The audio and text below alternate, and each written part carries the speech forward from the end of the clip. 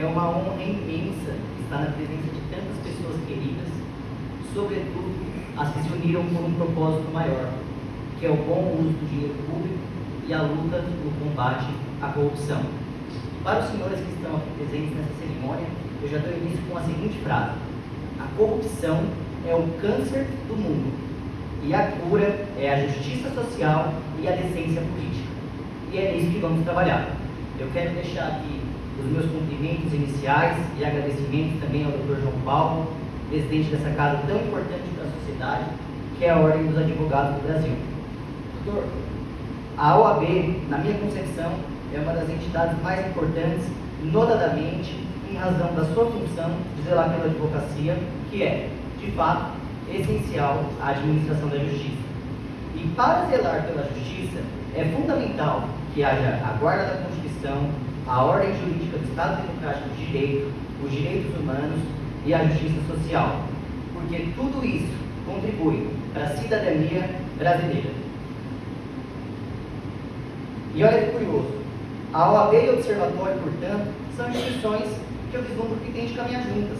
Isso porque o Observatório é entidade civil, não governamental, sem fins lucrativos, democrática e partidária do terceiro setor, que existe para fazer o controle social amparado por lei, acompanhando sistematicamente o bom uso do dinheiro público. E o que é o controle social? Gente, o controle social é a participação do cidadão na gestão pública, sobretudo no monitoramento das ações da administração pública. E isso é um importante mecanismo de fortalecimento da cidadania, que, como eu disse, contribui para aproximar a sociedade do Estado. Ou seja, OAB e OSB, portanto, possuem um papel fundamental na construção do corpo social, político e cultural de um país. Por isso, estou muito contente, Dr. João, de ter o senhor aqui do nosso lado, exercendo sua função com excelência, de forma incontestável, e também por entender que a gente tem uma missão e a gente tem que caminhar junto para ter um país melhor. E nesse sentido, obrigado por ser um facilitador deste evento e do diálogo, que é um dos pontos principais dessa cerimônia.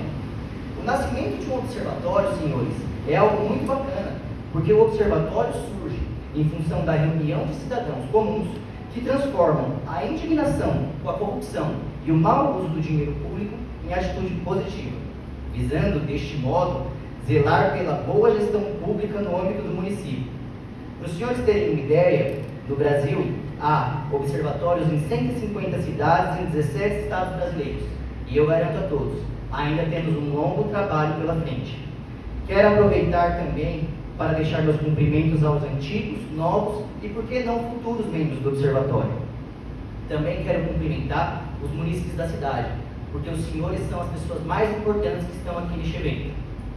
Eu quero fazer esse cumprimento, portanto, aos conselheiros, apoiadores e mantenedores da nossa associação, em nome do Dr. Armando Arraes Júnior, que foi nosso último presidente e fez o possível e o impossível na administração da nossa associação.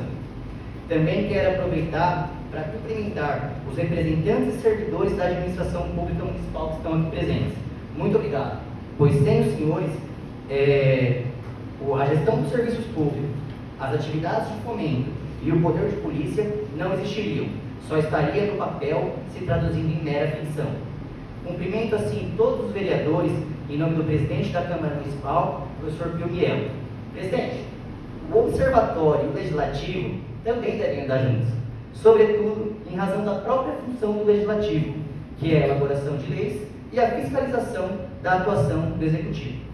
E essa atuação de fiscalização coaduna com os objetivos estatutários do Observatório, que tem por função o monitoramento, a análise e divulgação de informações sobre o comportamento de entidades e órgãos públicos relacionados à ética e à gestão. Nesse sentido, penso que temos de andar juntos na realização de um trabalho fundamental, sempre pautado na legalidade, na impessoalidade, na moralidade, na publicidade e na eficiência, conforme ensina a nossa Carta Magna. Da mesma forma, deixo meus cumprimentos aos representantes do Poder Executivo, em nome do prefeito que infelizmente não pôde comparecer, e questiono como deve acontecer a relação entre nós de modo a contribuir para o desenvolvimento e evolução da nossa cidade. Porque se de um lado nós temos o Observatório Social, na condição de organização, que monitora os gastos públicos por meio de análise de licitações e contratos, de outro, a gente tem a administração pública que tem a competência para licitar. Também, pautada na legalidade, a contratação da proposta mais vantajosa para aquisição de produtos e serviços. Nessa toada, eu penso que a relação deve ocorrer com base no diálogo.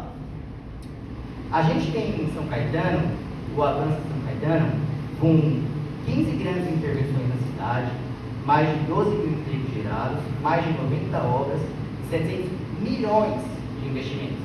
700 milhões. Senhores, é muito dinheiro público. A visão de construção de um mundo sustentável, justo e inclusivo é um grande desafio. Ainda mais quando pensamos na forma e condições em que será contratada a proposta mais vantajosa. Por isso, é fundamental a nossa caminhada conjunta, cada um dentro da sua função. E nesse ponto, entendo que o observatório tem que estar presente, requerendo vistas de processos administrativos para análise, inclusive em conjunto com membros da Câmara, inclusive em conjunto com membros do Executivo. Fazer pedidos de esclarecimentos, impugnações e até mesmo discutir de modo construtivo questões dentre as quais a administração pública considera parte do poder discricionário. Até porque o direito administrativo ensina que o poder discricionário não é um cheque em branco. E o ato administrativo, dessa forma, deve obedecer os mandamentos nucleares e regras do próprio direito administrativo. Tudo isso, senhores, irá enriquecer de forma produtiva a gestão pública municipal e, nesse sentido, o diálogo, mais uma vez, se revela fundamental para evitar medidas mais extremas. Por exemplo, o envio de representações ao Ministério Público para a instauração de inquérito civil e o próprio agendamento de ações judiciais coletivas, que são ferramentas que podem e devem ser usadas pelo Observatório quando necessário. Só para os senhores terem uma ideia do trabalho que foi realizado na gestão de servidores aqui em São Caetano, a qual, com muita felicidade, eu fiz parte como voluntário, colaborador, coordenador e agora presidente, o Observatório, em sua atuação, já encaminhou para a administração pública municipal mais de 100 pedidos de vistas, mais de 30 pedidos de esclarecimentos, mais de 20 pedidos de instauração de inquérito civil, mais de 10 impugnações e ajuizou 3 ações judiciais. E a gente quer, tão somente, contribuir para a transparência na gestão pública e continuar o monitoramento dos gastos públicos, evitando fraudes que ocorrem. Por exemplo, fracionamento ilícito de objeto, fraude no preço de produtos e serviços, como o superfaturamento, direcionamento de cláusulas restritivas e alterações contratuais e legais.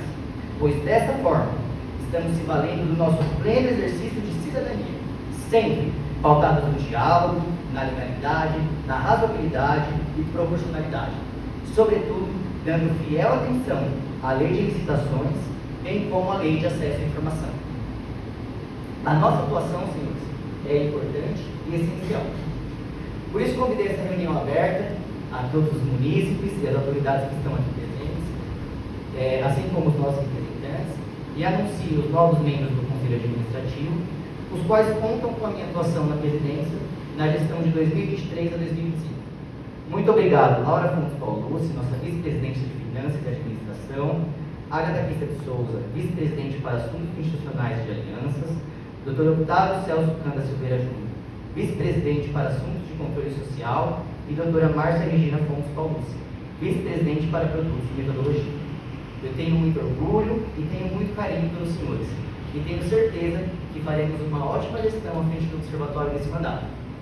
Por fim, eu gostaria de prometer solenemente cumprir com as minhas atribuições de presidente, representando o Observatório em defesa de seus direitos e interesses, prestar contas, dar publicidade aos nossos atos e presidir nossas reuniões. Tem nas mesas um número de PIX para todos aqueles que se solidarizarem com a causa e quiserem contribuir para a nossa associação. Também deixo aqui um canal aberto para todos aqueles que quiserem figurar como voluntários da nossa associação. Quem tiver interesse, por gentileza, me procure ao final. Declaro, portanto, encerrada esta solenidade Agradeço mais uma vez a presença de todos e peço uma salva de palmas para todos aqueles que sonham com um Brasil melhor e livre de corrupção.